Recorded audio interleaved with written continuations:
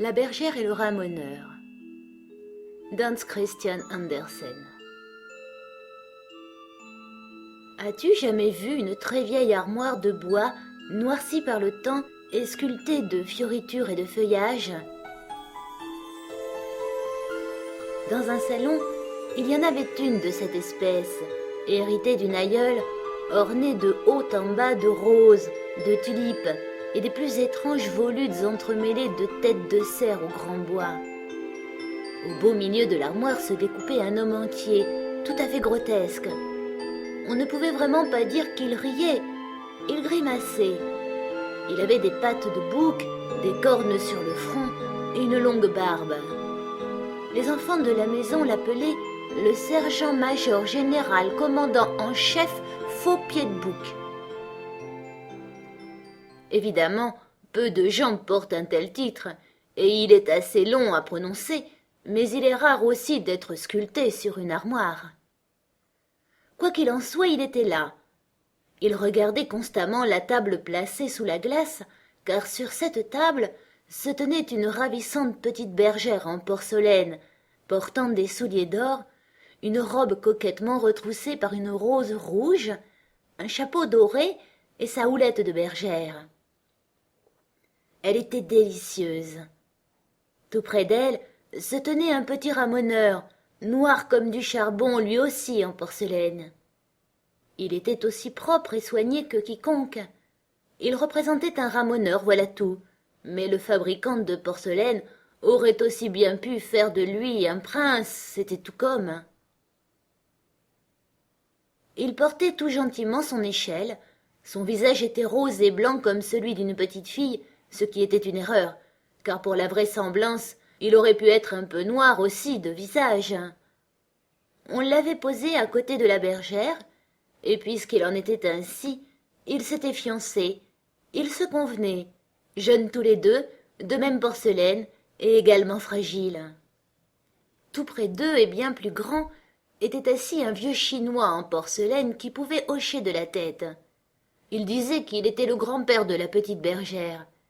Il prétendait même avoir autorité sur elle. C'est pourquoi il inclinait la tête vers le sergent-major général commandant en chef Pied-de-Bouc, qui avait demandé la main de la bergère. « Tu auras là, dit le vieux Chinois, un mari qui croirait presque fait de bois d'acajou, qui peut te donner un titre ronflant, qui possède toute l'argenterie de l'armoire, sans compter ce qu'il garde dans des cachettes mystérieuses. »« Je ne veux pas du tout aller dans la sombre armoire, » protesta la petite bergère. « Je me suis laissé dire qu'il y avait là-dedans 11 femmes en porcelaine. »« Eh bien, tu seras la 12e. Cette nuit, quand la vieille armoire se mettra à craquer, vous vous marierez, aussi vrai que je suis chinois. » Et il s'endormit. La petite bergère pleurait. Elle regardait le ramoneur de porcelaine, le chéri de son cœur. « Je crois, dit-elle, que je vais te demander de partir avec moi dans le vaste monde. Nous ne pouvons plus rester ici. »« Je veux tout ce que tu veux, répondit-il.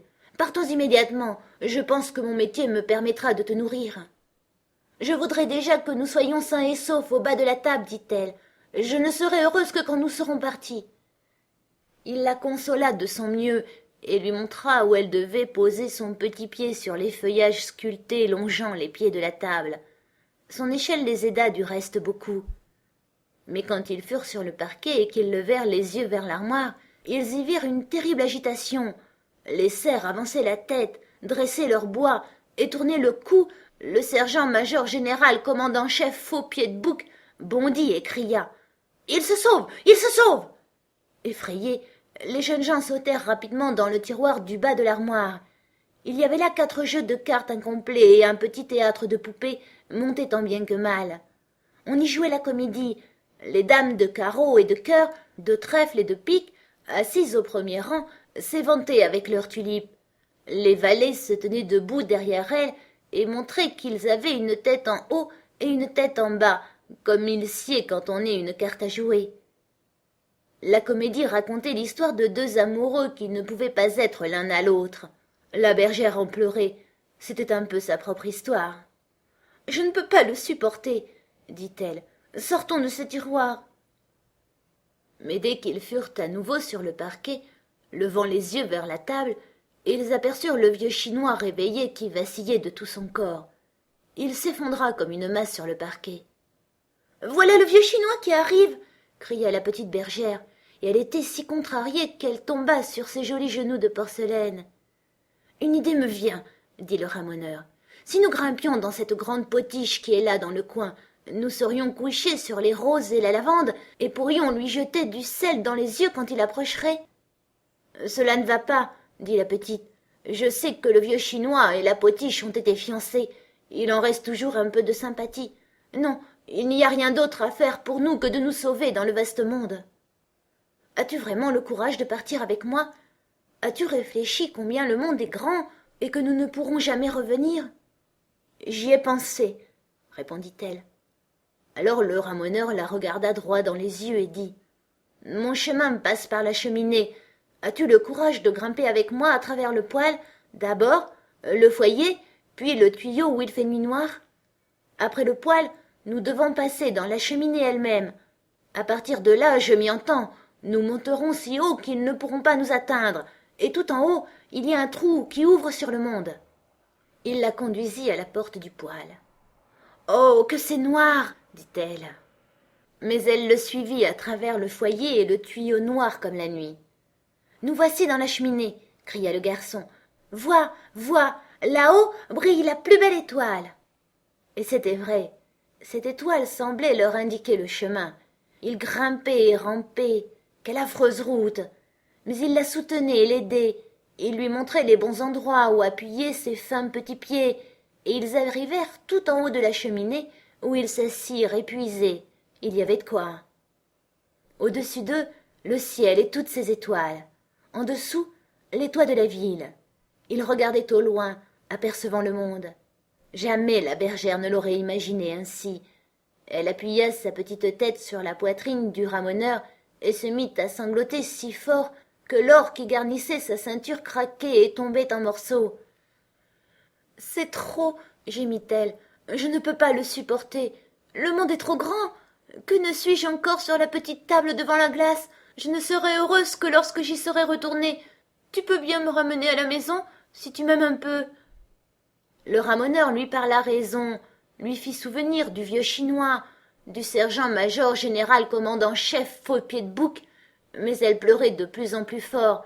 Elle embrassait son petit ramoneur chéri, de sorte qu'il n'y avait rien d'autre à faire que de lui obéir, bien qu'elle eût grand tort. Alors ils rampèrent de nouveau avec beaucoup de peine pour descendre à travers la cheminée, le tuyau et le foyer. Ce n'était pas du tout agréable. Arrivés dans le poêle sombre, ils prêtèrent l'oreille à ce qui se passait dans le salon. Tout y était silencieux. Alors ils passèrent la tête et, horreur, au milieu du parquet gisait le vieux Chinois, tombé en voulant les poursuivre, et cassé en 3 morceaux.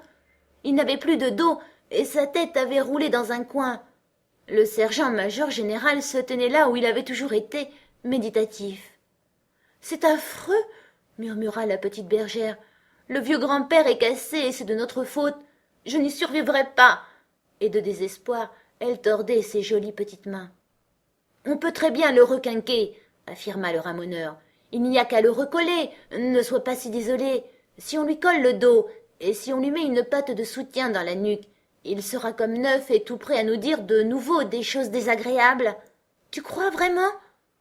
Ils regrimpèrent sur la table où ils étaient primitivement.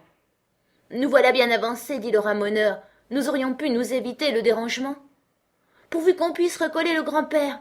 Crois-tu que cela coûterait très cher ?» dit-elle.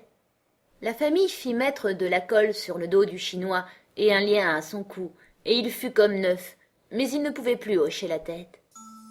« Que vous êtes devenu hautain depuis que vous avez été cassé, dit le sergent-major général commandant-chef Faux-Pied-de-Bouc. Il n'y a pas là de quoi être fier. Aurais-je ou n'aurais-je pas ma bergère ?»